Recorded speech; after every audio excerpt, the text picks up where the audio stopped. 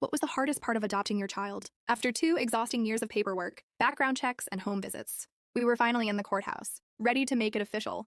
Tyler was about to become our son. He was 4, clutching his favorite dinosaur toy, completely unaware of how big this moment was. Just as the bailiff called our names, my phone buzzed. One message. I know what you did to get that baby. I froze, my hands went cold. I showed my husband and his face drained of color. Before we could even react, the courtroom doors swung open. A woman I'd never seen before walked in, looking determined, with a sharp-suited man right behind her. Your Honor, she called out, I need to speak before this hearing continues. The judge looked confused. Ma'am, this is a private adoption proceeding. I'm Melissa Reeves, she said. And they stole my grandson. Everything stopped. Tyler clung tighter to my leg, sensing the tension. The judge looked straight at us. Is there any validity to this claim? My husband stepped forward. No, Your Honor. We've had legal custody since Tyler was 14 months old. His birth mother willingly gave up her rights. She was my daughter, the woman said, her voice cracking. She died 6 months ago. I only just found out she had a son. The judge called a recess. We were ushered into a small room where our lawyer immediately pounced. Did you know she existed? He asked us. No, I said. The agency told us there were no living relatives. Then my husband cleared his throat. They didn't do a full search, he admitted. They kind of skipped that part. To speed things up, I turned to him stunned. What do you mean they skipped it? He looked at me with guilt all over his face. We paid extra for a fast-track adoption. After the miscarriages, the heartbreak.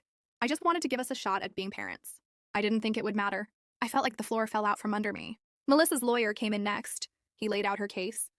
Letters the birth mother had written but never sent, ones that talked about Tyler. She'd found them after her daughter passed and hired a private investigator to find out the truth. My client isn't trying to take custody, he said. She just wants to be part of his life.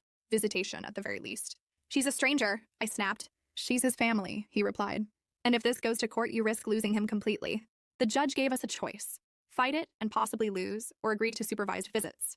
That night, I couldn't even look at my husband. You lied, I said.